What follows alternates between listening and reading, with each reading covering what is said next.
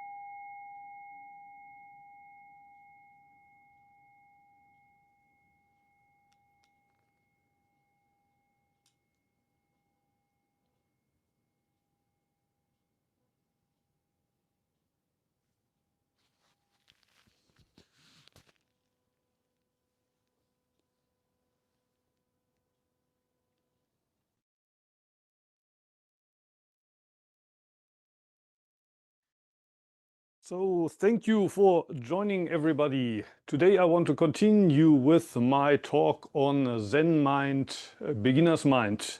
Last time, 2 weeks ago, I was talking about the two prefaces, and today I want to start with the prologue by Suzuki Roshi.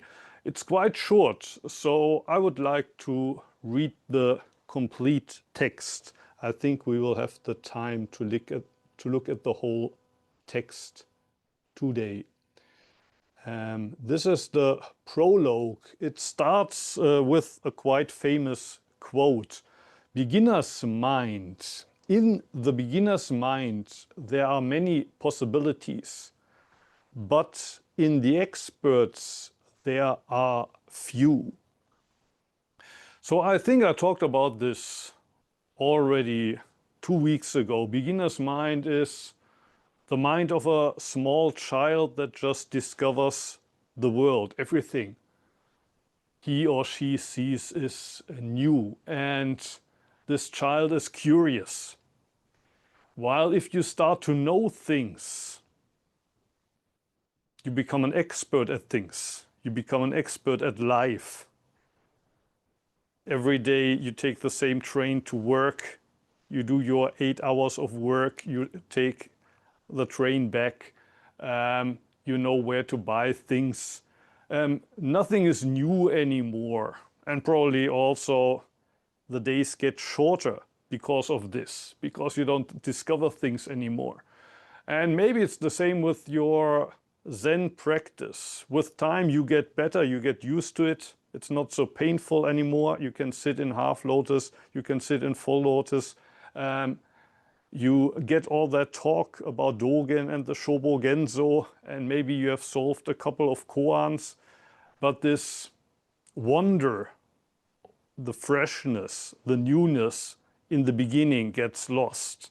And it's especially about this. It's not about solving koans. It's not about understanding the Shobo Genzo. And it's not about getting good at sitting in full lotus posture for a long time, but to, well, rediscover the state of wonder and surprise and curiosity, which is in English beginner's mind. And the Japanese expression is shoshin. I think I talked a little bit about that 2 weeks ago.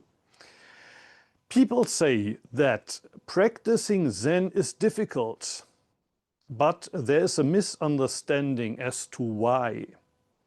It is not difficult because it is hard to sit in the cross-legged position or to attain enlightenment.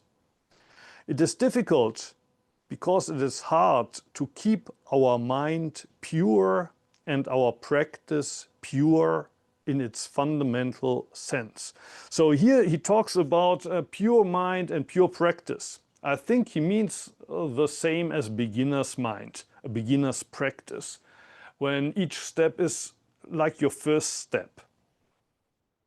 And a mind that's not pure would be a mind that does things only in order to. For example, you go to work in order to earn money. You take the train to get to work. Everything you do in order. And if we don't take care, then we do the same with Zen practice. We do the same with yoga. We do it because, for example, in yoga, you pay your monthly fee. You want to master the next asana, and maybe you hope that it will help you to become more healthy and more beautiful. So even our practice we turn into a tool for something, and that's what's meant with not pure.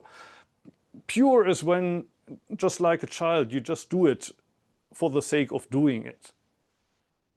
There is no hidden agenda in there. There's no end that you attain. It's not a means to an end.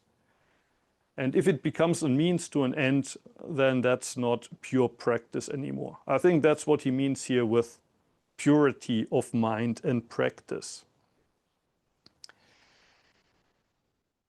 It is difficult because it is hard to keep our mind pure and our practice pure in its fundamental sense. The Zen school developed in many ways after it was established in China. But at the same time, it became more and more impure. I do not want to talk about Chinese Zen or the history of Zen. I'm interested in helping you keep your practice from becoming impure. So what does he mean that Zen, or in China it was called Chan, that Chinese Chan became impure? I think he means that being a monk turned into a profession. Monks, both in China and Japan, at some point they thought about what they did just as a profession. They wear the robes because that was their uniform. They did ceremonies because that's what people expected from them.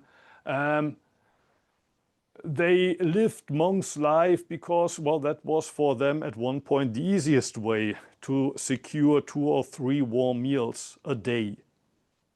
So they practice in order to live, just as other people go to work in order to live. And that's what I think he means, that Zen in China and later in Japan became impure. And I think that's what he appreciated about Zen in America in the beginning, the 1950s, 60s, 70s. People still had this pure curiosity. They had no idea about who Dogen is. They had no idea about what enlightenment is, but they wanted to do Zazen, and not because they could get anything from that. They couldn't make a living from that. But still, there was this curiosity, the drive to practice. And I think for Suzuki Roshi that was very important. And he wanted to emphasize, you don't practice enlightened so that maybe in 5 or 10 years you don't practice Zen so that you become enlightened Zen masters in 5 or 10 years, but actually the curiosity that you have right now, and you have no idea what enlightenment is, but exactly that's the state that I call pure mind. And the moment you think, oh, I know what we talk about when we say Satori, then your mind is not pure anymore. In Japan, we have the phrase Shoshin. And as you might know, in Japanese, there are some vowels that are long, like sho, bo, genzo, except for the gen. All of the other 3 O's are long, sho, bo, genzo. But here in this case, it's one of the few cases where it's short. So it's not shoshin, but shoshin, shoshin. Beginner's mind, or the mind of the beginning, first mind. In Japan, we have the phrase shoshin, which means beginner's mind. The goal of practice is always to keep our beginner's mind. It's a little bit funny, of course, that here he says the goal of practice, because beginner's mind is exactly in the mind where you don't have a goal. You just do it for the sake of doing it. But obviously here Suzuki Roshi felt he had no other choice than to say the goal of practice. But once it becomes a goal, of course, beginner's mind is lost already. Suppose you recite the Prajna Paramita Sutra only once. It might be a very good recitation, but what would happen to you if you recited it twice, 3 times, 4 times, or more? You might easily lose your original attitude towards it. The same thing will happen in your other Zen practices. Here, reciting the Prajna Paramita Sutra is a little bit funny example. Of course, I think we all get what Suzuki Roshi is trying to say here, but usually at first you don't even know how to pronounce these Japanese letters. So it's very unlikely that the first time you do it very good.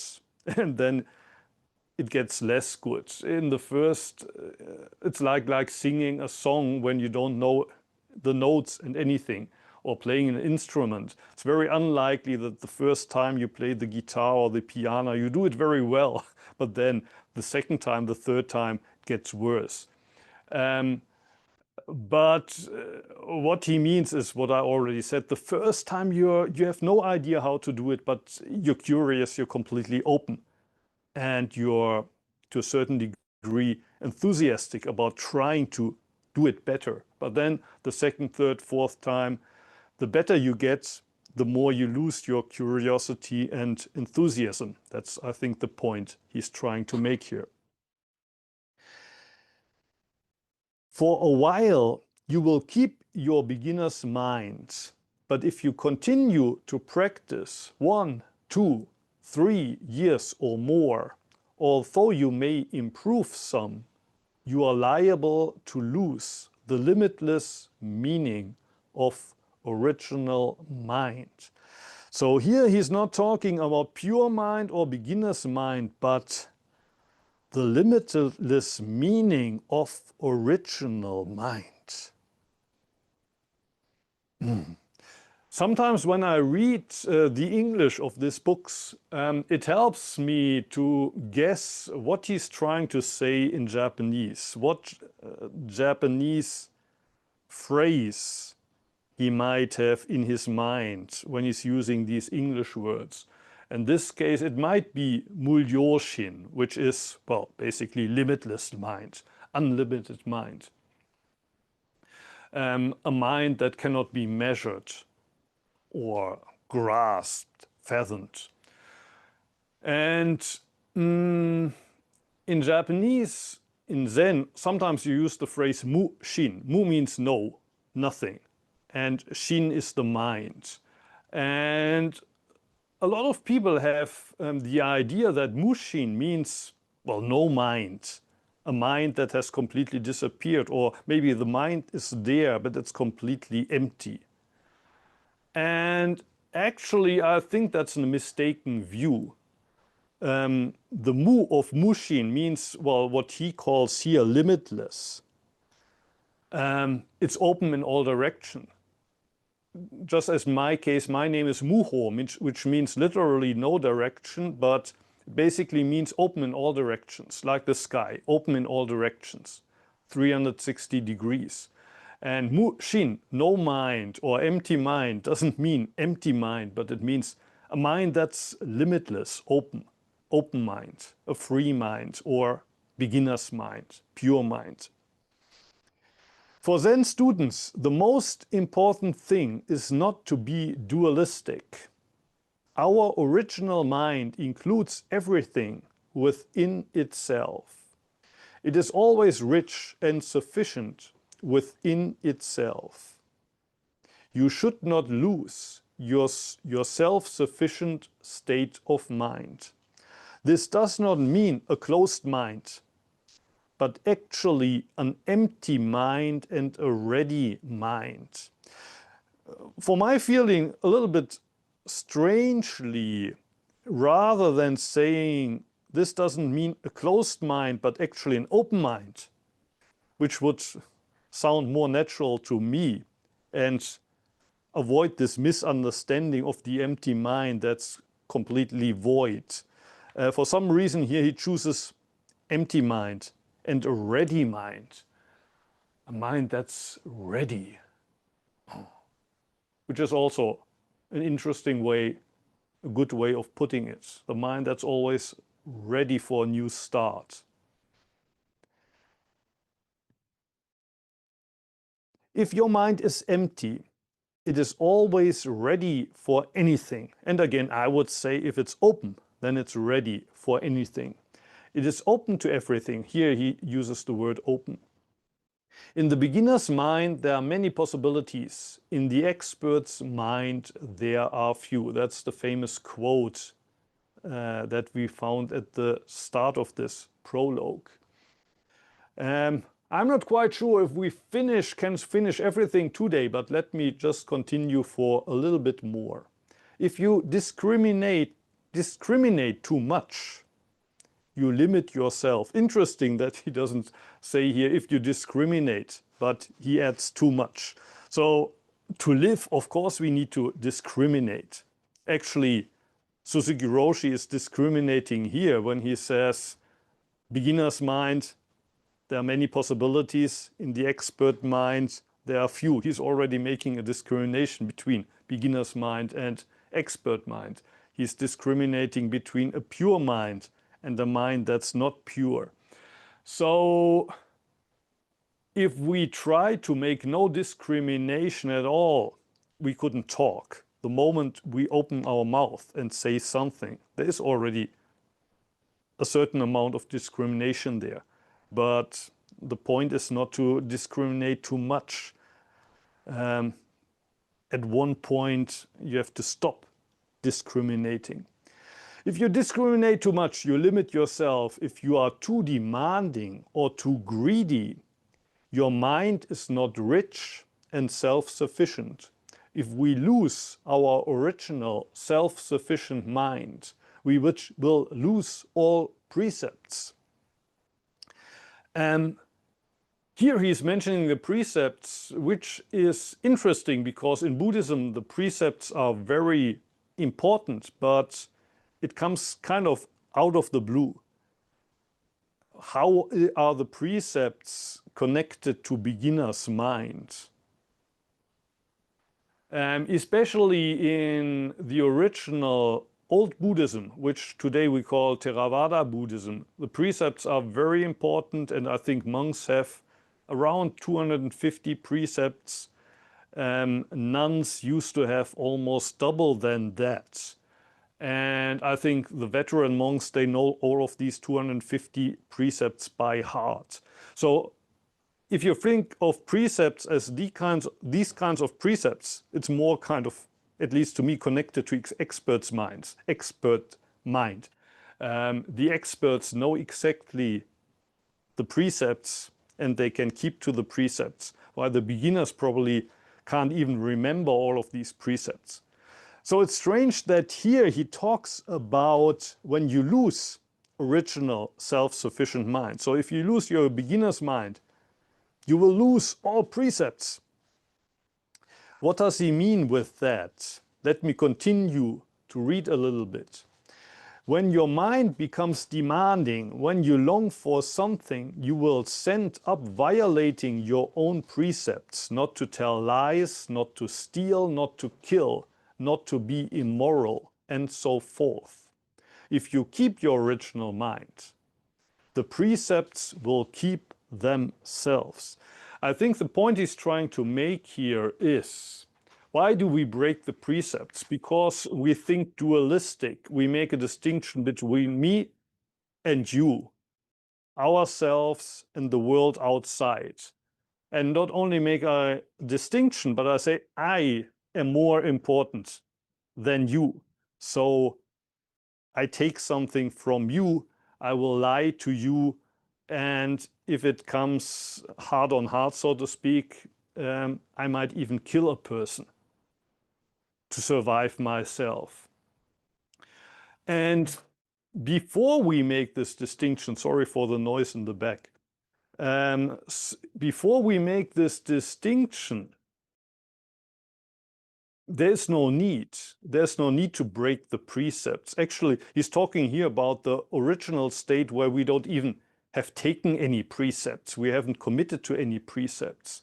But the precepts, basically what we know we shouldn't do, they keep themselves. It's not that I need beginner's mind to keep to the precepts, but having beginner's mind is the state where the precepts are kept. I'm much better expression than keeping to the precepts is to be protected by the precepts.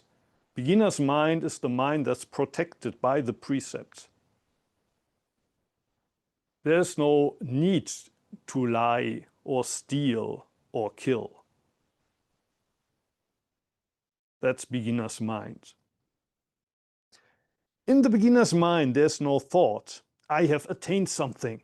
And of course, there's also no thought that I need to attain something, and therefore there's no need to steal. All self-centered thoughts limit our vast mind. When we have no thought of achievement, no thought of self, we are true beginners. Then we can really learn something. The beginner's mind is the mind of compassion. When our mind is compassionate, it is boundless. Dogen Zenji, the founder of our school, always emphasizes how important it is to resume our boundless original mind. Here again, I'm trying to think of a quote by Dogen Zenji where he is emphasizing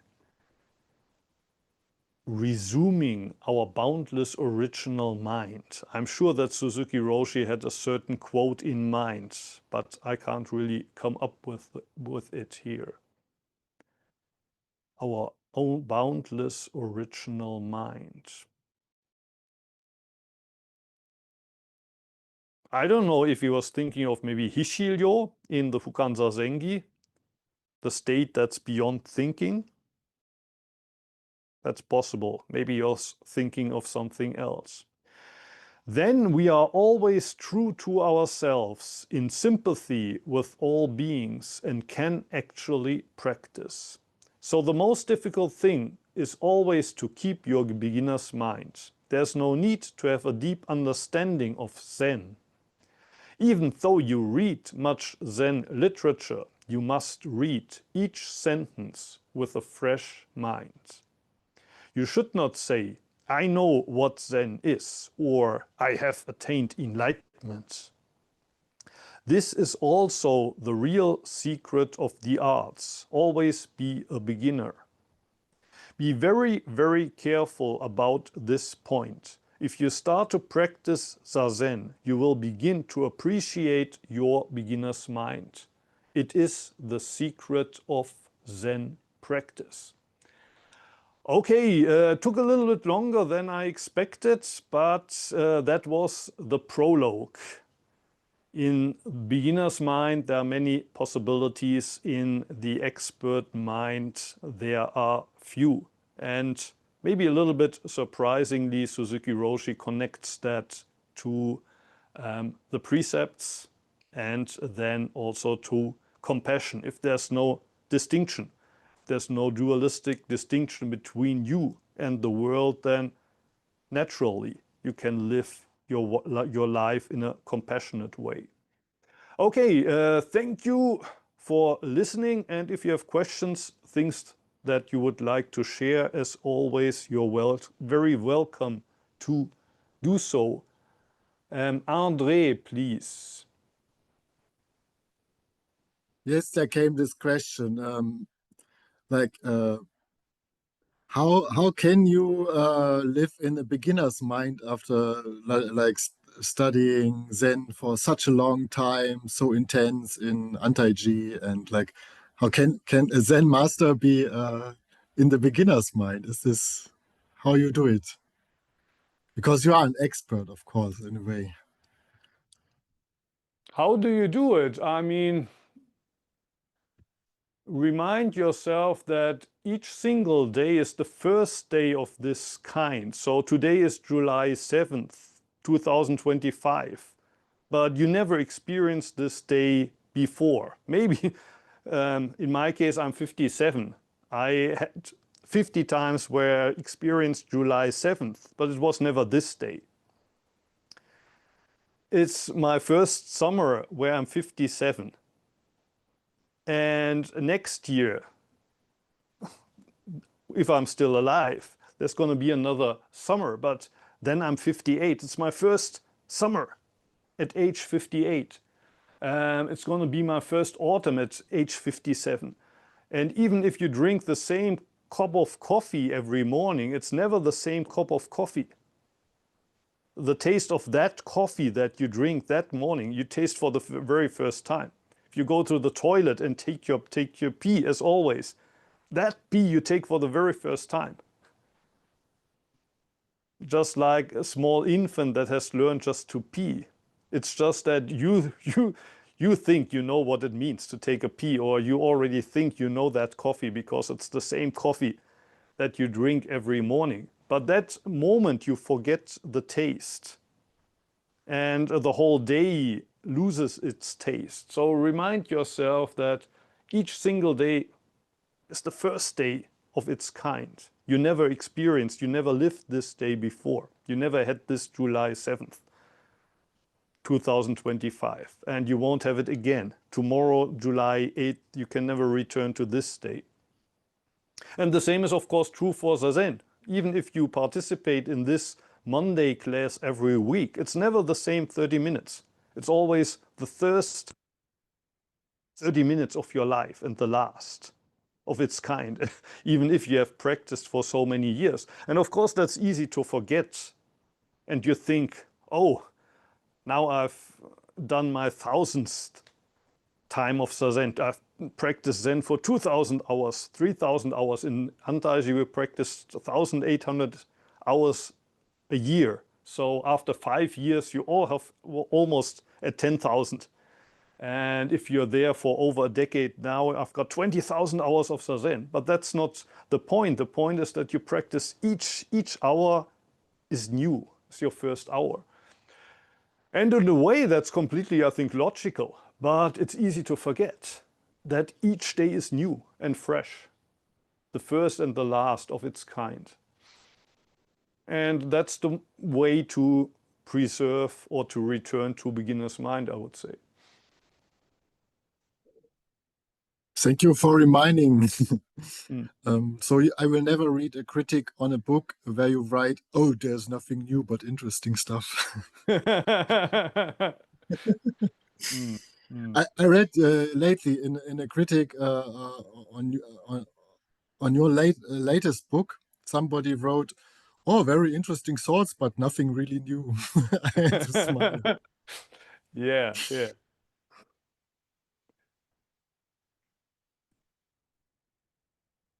Mm. I think somebody wrote in the chat that this is also a quite common saying in China. It's the same in um, Japanese, that you say never forget beginner's mind, or when you forget beginner's mind, it's important to return to beginner's mind. So probably in China and also in Japan, a lot of people say that from time to time. They remind themselves of this from time to time. I cannot understand the second Chinese quote, though.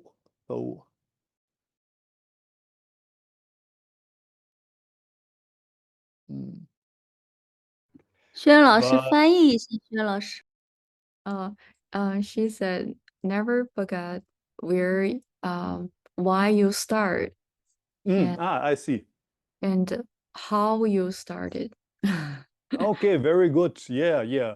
So that's kind of related to when I was the abbot in Antaji, I asked the people, why have you come here? Basically, what brings you here? What's your motivation?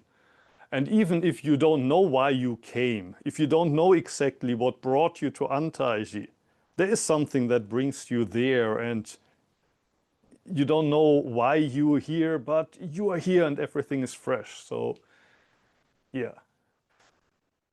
And actually, with this book, Zen Mind, Beginner's Mind, I said that sometimes I try to translate it back to Japanese to understand what Suzuki Roshi is trying to say here. And when you get the Japanese phrase, often in Japanese it's actually not so special. But in English, where we don't have a lot of these expressions, it becomes much more meaningful than if you would say it in Japanese or maybe also in Chinese, because you have heard it so often in Japanese that that's almost like expert mind. You have been told so many times, remember beginner's mind, return to beginner's mind, that, oh, I heard that so often. I heard that so often. It's interesting, but yes, thank you. While in English, it sounds much fresher. So that's also one of the strengths of this book, that it's not written in Japanese. If it was written in Japanese, it might have reached a much smaller audience. Or actually, there's a I think there's even two Japanese translations of these books. But in Japan, they don't really sell so well because, in a way, what he says is so natural to Japanese. But it's natural not because all of the Japanese would practice this daily, but they have heard it so much that they lose the message in a way. So this book, I think it became a bestseller because it was written in a language where these things that he says didn't sound so natural. People were a little bit more surprised. What is he saying there? Okay, any other questions? Anything else you would like to share or ask? Yes, Mohu, how similar is this to the Tao Te Ching and references to Wu Wei and spontaneity? Is it the same thing? I mean, there's lots of connection between Taoism, Tao Te Ching, and also the idea of Wu Wei non-doing. But in today's section, maybe where he's talking about the precepts, and he says the precepts are kept, or the precepts keep themselves. So it's not, I try to make this point, it's not that I keep the precepts, but the moment I stop making this distinction between me and the precepts, or me and the world, it's a Wu Wei keeping of the precepts. The precepts keep themselves. I'm protected by the precepts. So there you could make a distinction, although usually in Taoism you don't speak of precepts because it sounds so unnatural. But I think here when Suzuki Roshi is referring to the precepts, he doesn't mean this kind of a precept that restricts me, but actually the precept that's the most natural way of existing once you stop making a dualistic distinction between you and practice, or you and life. But throughout Zen, there's lots of connections to Taoism and also Wu Wei, not doing. Like also in Zazen, we say you shouldn't do Zazen, Zazen should do Zazen. So that's also the idea of Wu Wei, non-doing.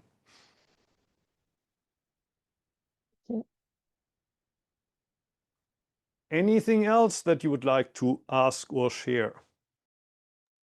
Yeah, I had a question about some of the very last lines where he says, we talked about this beginner's mind and the precepts, but what seemed to come more out of the blue for me was that at the end he linked it to art. And I was just curious. Okay. I was just curious if and did Suzuki Roshi, did he have any kind of artistic practice himself, or where do you think he included that, or thought it important to include in the prologue?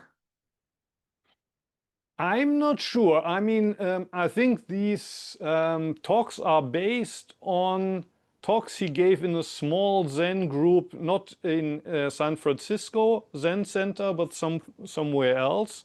And it could be that there were some artists in the group, people interested in art. I could imagine that Suzuki Roshi himself did calligraphy, but then D.T. Suzuki, who was famous at the time and is even famous today, he wrote a book on Zen and Japanese culture, where he's talking about the connection between Zen and art. But I think the whole idea of Wu Wei, when you paint, it's not that I'm painting, but that actually allow the painting to manifest itself through me. Or if you're a musician, you allow the music to run through you. I think so I was less surprised by this, that he would mention art. I don't know if there were artists or musicians in the audience, or if Suzuki Roshi had a special interest, or maybe people were interested because of D.T. Suzuki, but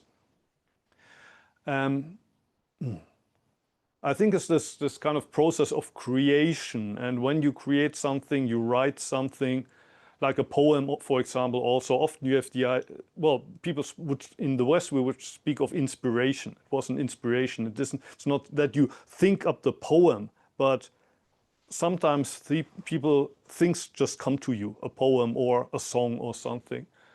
And I think that's the point he wants to make there, kind of when you don't separate, you're in this state that gives birth to, for example, also art or music, poetry. Yeah, that makes sense. And I think anyone who's ever played music or done anything like that can probably relate to that. It was more just a question about the context that quote was in, if he, what Suzuki Roshi himself did, or yeah, I can well imagine that the group of people he was talking to might have included some artists. But anyway, yeah, that was my question. Thank you. Yeah, yeah.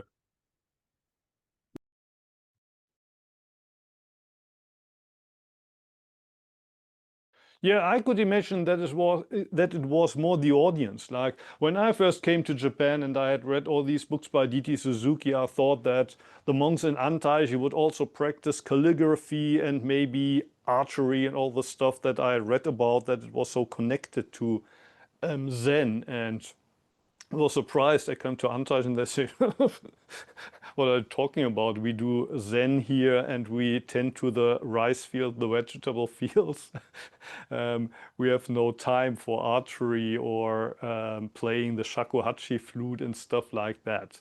So I could imagine that Suzuki Roshi also probably he did calligraphy, but not kind of, now I have to do my calligraphy, but whenever it was needed, he would write something on a piece of paper.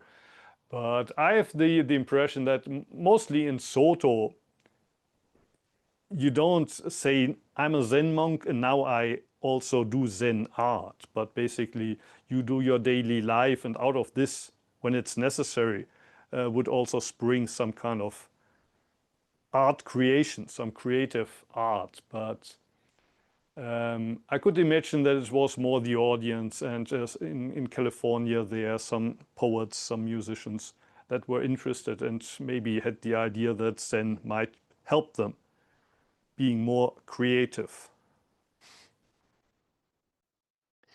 Anything else that you would like to ask or share?